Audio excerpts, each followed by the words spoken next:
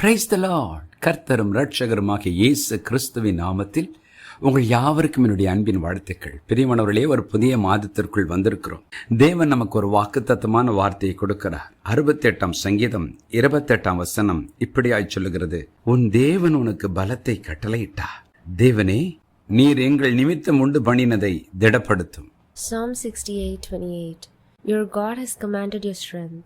Strengthen, O God, what you have done for us. பாருங்கள் பிரியமானவர்களே, ஒரு ஆச்சரியமான வரிகள் இந்த வசனத்தில் உண்டு. உன் தேவன் உனக்கு பலத்தை கட்டளையிட்டார், பலத்தை கொடுத்தார், பலத்தை அருளினார். பலத்தை பெற்றுக்கொள் என்று சொல்லவில்லை, கட்டளையிட்டார். அது ஒரு கட்டளையாக உன் வாழ்க்கையில் வந்துவிட்டது. மகனே, மகளே, அதை நீ நிச்சயமாய் பெற்றுக்கொள்வாய் என்று சொல்லுகிறார். சில நேரங்களில் அரசு ஆணை வரும்பொழுது, கவர்மெண்ட் ஆர்டர் இஷ்யூ ஆகும்போது நம்முடைய உள்ளத்தில் ஒரு பெரிய தைரியம், இது ஆர்டராக வந்துவிட்டது, ஆகவே இது என் வாழ்க்கைக்குள் நிச்சயம் வந்துவிடும் என்று சொல்லி நம்பிக்கையோடு இருக்கிறோம். அப்படித்தான் தேவன் சொல்கிறார், நான் உனக்கு வாக்கு அருளின என் பலன், என் ஸ்ட்ரென்த் உன் வாழ்க்கையில கட்டளையாக கொடுக்கிறேன். அதை நீ பெற்றுக்கொள்ள ஆயத்தமா, இல்லாவிட்டால் உன்னை ஆயத்தப்படுத்தி நான் அதை உனக்கு கொடுப்பேன் என்று வாக்கு அருளுகிறார். அதை நீங்கள் பெற்றுக்கொள்வீர்கள், சுதந்திரித்துக் கொள்வீர்கள், ஏனென்றால் அது என்னுடைய கட்டளை என்று சொல்கிறார். இன்றைக்கும் கூட ஆண்டவரே, என்னுடைய சரீரத்தில் ஒரு பலம் வேண்டும், என் ஆவியிலே ஒரு பலம் வேண்டும், என் ஆத்மாவிலே ஒரு பலம் வேண்டும், என் பொருளாதாரத்தில், என் உறவுகளிலே ஒரு பலம் வேண்டும் என்று தேவனுடைய பலனுக்காய் காத்து இந்த வார்த்தைகளை கேட்டுக்கொண்டிருக்கிற தேவஜனமே, தேவன் சொல்லுகிறார், நான் உனக்கு அந்த பலத்தை கட்டளையிட்டு விட்டேன். அது உன் எல்லைகளுக்குள், உன் வாழ்க்கையில், உன் சுதந்திரமாக, உன்னுடைய அனுபவமாய் மாறும் என்று சொல்கிறார்.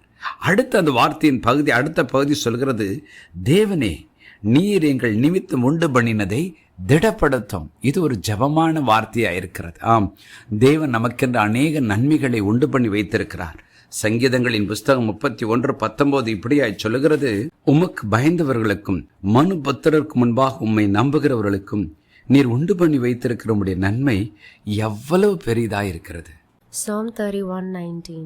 Oh, how great is your goodness, which you have laid up for those who fear you, which you have prepared for those who trust in you in the presence of the sons of men.